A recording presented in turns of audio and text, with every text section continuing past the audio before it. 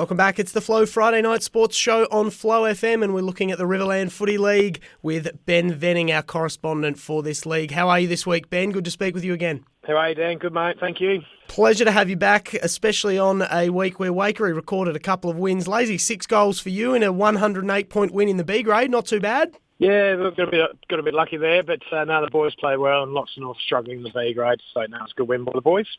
Very good. You seem to get lucky most weeks, so we'll let you move on from that one and get to the A-grade action where Waikerie got the double win. Pretty good effort here. 9 goals, 11.65 over Loxton North, 4.7.31. And as we discussed last week, fourth spot was on the line in this one, so it was a very important match. Yeah, no, definitely. Like we said about last week, how Waikerie have missed the finals for 37, 38 years, whatever it is, and if they lost this game, they were going to be out at the top 4, which wouldn't have happened for a long time. So the boys stood up and came up against probably a little bit of a weaker Loxton North side. They had a few key players out. Ryan Proud was missing. Alex Kudra was missing. He's gone on holidays, I believe. So a couple of big outs for them. They had a lot of young ones playing Loxton North. I think they had 4 or 5 under 18. So a young side, and they can hold their head up high. They were in it in that first quarter. Waikerie kicked away in that second, and we thought, oh, here we go. They're going to pile some more on here. But then, to Loxton North's credit, and the younger ones stood up in that third quarter, and we thought, geez, here they come. And we only kicked 1 goal to their 3. And then, we fed in that last quarter, kicking a couple, and they didn't score. And ended up being a comfortable win in the end. The promising thing for us was 3 of our best players, are all around. Well, 2 of them are under 18, and one's just out of under 18. So that was Brad Berge was second, Angus Levick third, and Harry Glacken sixth. So that was good for us to see some of the young ones step up. And Sam Chambers, one of our key recruits from last year, he was great down back. He was our best. Jack Berge, the other best player, in the 5th spot there. So good win by the boys. Mitch Hahn kicked 3 for us. Jared B, Berge, Stephen Hoyser, Kate Hilton, Cooper Mackris, Sam Tranifel, all kicking a goal each. Sam's an under 18 as well. For Loxton North, their best player was Cody Boomer, the captain. He did his best down back. Zach Waldridge, Joshy Nelson, Jay Coney, Jasper Hutchinson, and Waldridge as well. So their goal kickers were Coney with 2, Hutchinson and Waldridge, Zach Waldridge that is. So good win by the boys, and they secured that 4th spot, and hopefully a finals appearance coming again this year. Excellent win by Waikerie indeed, and plenty of names to read out in the goal scorers and best players, which is always good to see. So an excellent win there. We'll see if that momentum can roll on into next week. But before we discuss that, a really good or interesting result here between Loxton and Berry. Loxton won 16-15, 111 to 7-5-47. But given some of the results we've seen from Berry this year, they probably won't be too unhappy with that performance. Yeah, no, it looks like they, in at quarter time there, 3 goal to 2.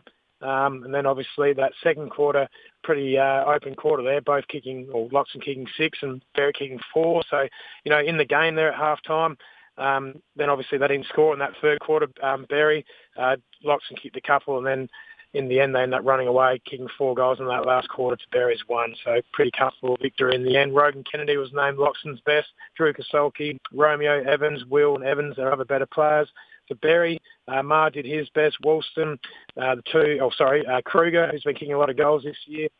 He also kicked 4 goals and right up there on the leading goal kicker. So a good effort in a team that's basically losing every week and by big margins. So he's definitely doing his best. Hugo Krieger, Safralees and Min Cheddar, the other better players for Berry.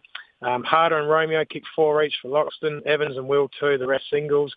And like I said, Kruger with 4 for Berry, Foles, Moroney and Peltz, the other goal scorers. So good win by Loxton, and that puts them in 3rd spot, 1 clear of Waikerie. All right, very good win there from Loxton. And in the 3rd and final game from last weekend, it was a top-of-the-table clash. Both came into the game 4 wins, 1 loss, and Barmera Monash got on top of Renmark to take top spot.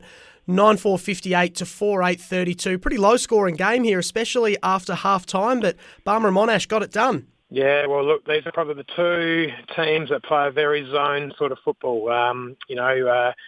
Obviously, Josh Vader years ago sort of brought it into the Riverland, the first one to sort of do the full press and sort of AFL style, I guess you'd call it. And then, obviously, when Frank Sampson, who played underneath Josh, went to Barmera to coach them, he brought the similar zones into Barmera, and that's why last year's grand final, I think there was only 6 or 7 goals scored for the game. So, not, in my opinion, great footy to watch. But yeah, obviously low scoring again this year in this game. 9 goal, 4 to 4 goal. So good win by Barmera. One noticeable, I didn't notice it last week, was John O'Beach was out. So apparently he's having a baby shortly, and he didn't want to miss that, so he stayed around to be with his partner. So Mason Middleton, though, stepped up for sure. He was their best. Bonnie Albrecht, Jack, who works for me, apparently he was involved in a couple of incidences. He normally gets a tagging role, young Jack. He's a small sort of jockey type. That's how I describe him. And apparently he was a little bit of a pest on the weekend. And a couple of the boys got a couple of yellows from Renmark, all because of Jack, apparently. So good on you, Jack, stirring them up. Austin, also in the best players for them, Butterworth and Hodgson. For Renmark, Josh Vader was named best. Tim Blight, White, Wolford, Brown and Zunic, they were the better players. Goal scorers for Barmera, Austin and Sampson were 2. Bonnie Middleton, Spelios, Wellington and Woodke with 1. For Renmark, Nick Gillard did his best with a couple. Zach Gartry and Dustin Johnson, they were better goal scorers. So good game of footy. Sounds like it was a bit of a fiery game of footy. Apparently there was 4 yellow cards in total. And Jack Albrecht, who works for me, said he was involved in 2 of them. So, good result for Barmera. They're on top of the ladder. What are Jack's thoughts when you call him a little jockey type? Is he a fan of that sort of language? He is very small and, no height whatsoever. So definitely jockey. All right, very good stuff. Thank you for those reports, Ben. Let's get into the games this week. We'll start out with Waikerie, but before we get to the game itself, I understand there's a couple of very significant milestones being played for the Waikerie Magpies this weekend. Yeah, absolutely. I guess I'll start with the A grade. Stephen Braun came to Waikerie in 2011, was straight out of uni as a teacher, got a job at the Waikerie Lutheran School, played at Jervois, and we got a bit of a whisper that he could play football. We actually got a phone call from another club down there that said, get him out of our league, can you? Because he stops too much at half-back. And so we obviously spoke to Brawny, and he's basically played for us ever since. The only games he didn't play for us was when he went back to Jervois during COVID because the Riverland didn't play, but their league still did. So he went back home and played there. But other than that, he's played for us the whole time and been an absolute servant, and he plays his 200th senior game for the Waikerie Footy Club this weekend. So, awesome effort by Brawny. And the other one is Jimmy Thompson. I think the footy club's been around since 1908, and there's only been 3 players that ever played 300 senior games for the Waikerie Footy Club, and Jimmy Thompson achieved that this weekend. So Jimmy's the ultimate good bloke on and off the field, respected by everybody, and even on the social media comments during the week, someone said it's still the best grand final they've ever seen an individual play in 2014 when he went forward, known as a wingman, and a backman. He went and played full forward that day and won the game off his own boot, kicking 7. So, absolute ripper of a bloke. And, hopefully the big crowd gets there to support them both on Saturday. Big occasion for Waikerie this weekend. That is going to be some fantastic viewing. A couple of club legends there by the sounds of things. So let's start with that game. Waikerie taking on Renmark at Waikerie. It is, according to Play HQ, the Gil Lehman Cup. Should be a cracker.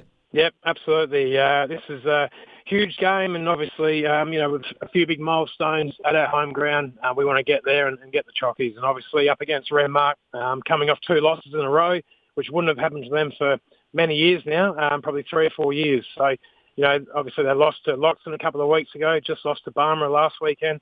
So they're going to be fired up and want to turn that around. But our boys are starting to find a bit of momentum. Unfortunately, Angus Leavitt goes out this week. He'll head back to West Adelaide.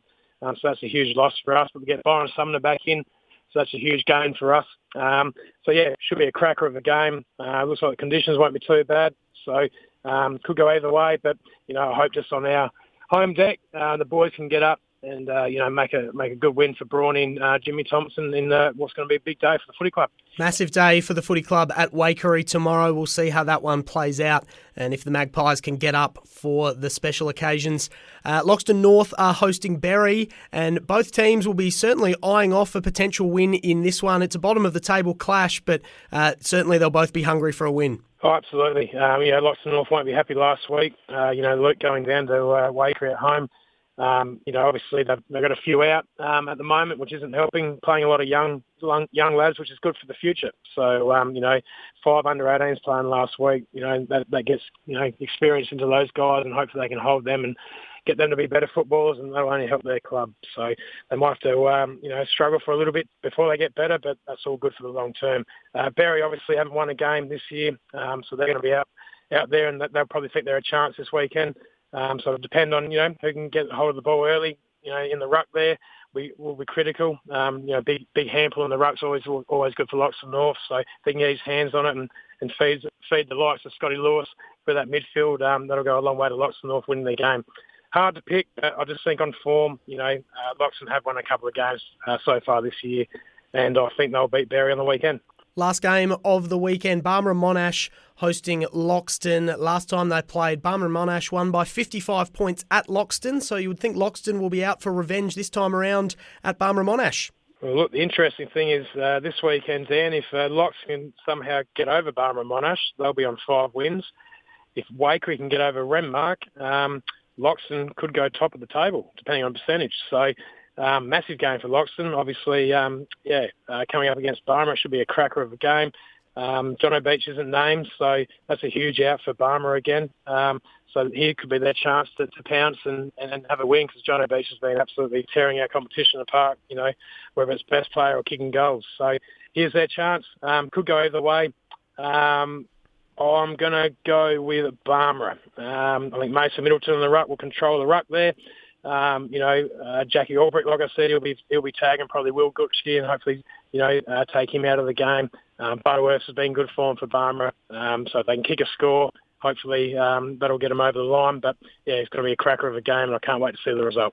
All right, plenty of good games in round 7 in the Riverland Footy League. Enjoy the action, Ben. Thanks for that. Thanks, Dan. Cheers, mate.